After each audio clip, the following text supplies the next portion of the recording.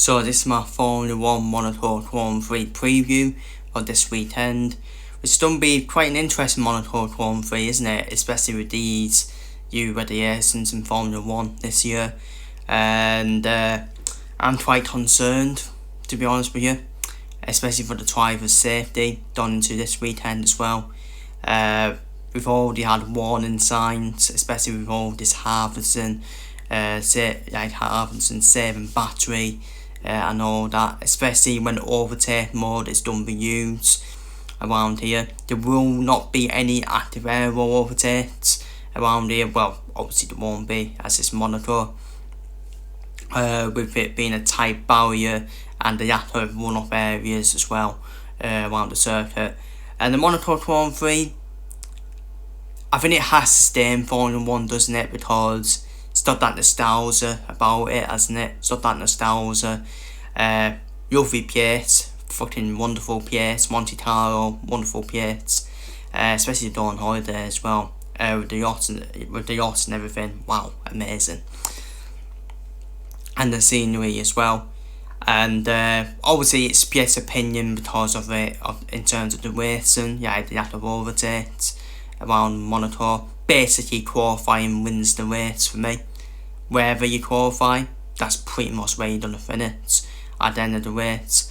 And yes, you see the front two going to turn one, whoever does into turn one in the lead. And whoever's in the lead after turn one, normally 9 times out of 10 tends to win the race. So obviously the UK schedule is 12:30. I got it here 12:30 to 1:30 for the Friday the 5th of June. Same day on the Friday, 4 PM to 5 PM for practice 2. Then on the Saturday, practice 3, 11:30 to 12:30.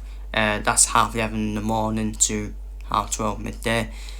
On Saturday 6th of June. Then the same day on the Saturday, qualifying 3 PM to 4 PM. And then we got the actual race.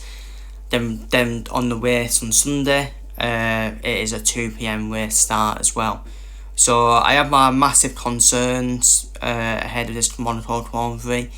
I think it's a big accident waiting to happen, especially with all this like I said earlier, this Harvison having the same battery as well.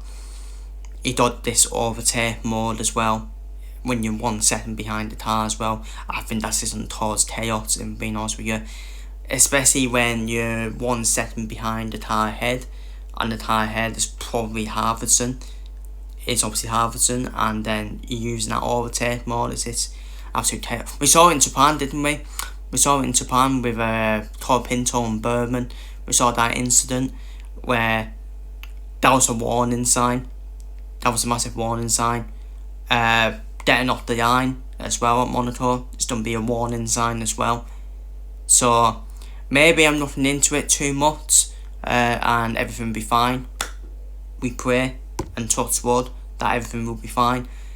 But around Monaco, big accidents tend to happen around Monaco.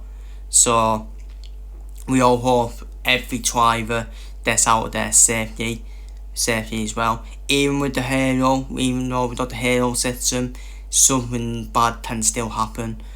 Which is why all these drivers, for me, deserve respect. As most people will say, as most IR do, it's not really racing this season. It's not really racing at all. It's more the Battery World Championship for me. You still have to drive the car at the end of the day. So in terms of more the track information, the length is 3.37 meters, which is 2,074 miles. The race distance is 78 yards, so because there's not many turns around Monaco, there's about 19 turns. The race distance 78 yards to that in kilometers, that is 260.286 meters.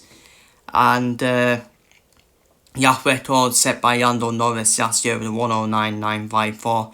2025, the defending world champion, of course, Lando Norris in the McLaren.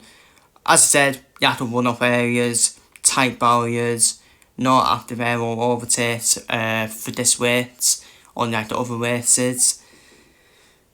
It's just the overtake mode. which for me, like I said earlier, it's just an Aston waiting to happen, especially with the Harrison as well. Going into this Grand Prix, who will it suit? I think it will suit Ferrari. I think Ferrari should be one of the favourites to potentially stop the Mercedes dominance this season, especially the dominance of Kimi Antonelli as well. But I still have my doubts on Ferrari every time. It's must they may be favourites going into Monaco. They still find a way to fuck it up. So, and I think Kimi Antonelli around Monaco, I think it's going to suit him. I think it suits Kimi Antonelli around Monaco. I think it's going to be yet another win for Kimi Antonelli for me. I think George Russell will struggle around Monaco. I think the two Ferraris will have the closest chances of Kimi Antonelli in terms of winning the Monaco Grand Prix. So I think Antonelli will qualify on pole, and I think he'll win the race as well. And I think the two Mercedes be second and third. It's just going to be pretty much a bit of a DRS train around Monaco where it's just impossible to overtake. Even though the cars have become more narrower compared to last year, it's still going to be difficult to overtake. And like I said, I think it's going to be a bid Aston waiting to happen. I don't want to predict that, but I think a bid Aston is going to happen around Monaco, especially with this Harrison nonsense and all that we've got this year. So I think it'll be Charles Leclerc second, Lewis Hamilton third. I think the Ferraris will do well around Monaco. I think Lando Norris, he tends to do well, doesn't he, around Monaco. I think he'll be up there as well, but I think he'll finish fourth. I think Russell will struggle. I think he'll struggle and finish fifth. I'm not quite sure the Red Bull will have the car around Monaco personally. So I think Verstappen will finish 7th, Isaac Hadjar will finish 8th. I think Norris' teammate, Piastri, will finish 7th. I think Perdazzi, he should do well around Monaco, shouldn't he? He should do well in 9th. And I think Liam Lawson should do well around Monaco as well. So I think Liam Lawson will finish 10th as well. So that is my Formula 1 Monaco Grand Prix preview. Feel free to leave your thoughts down in this Monaco Grand Prix down below in the comments. And I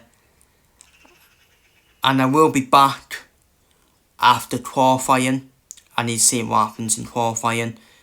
Then I will be back for the qualifying review, then do the race prediction after qualifying as well. So it should be on the Sunday, on potentially Saturday. Potentially Saturday, we'll wait and see.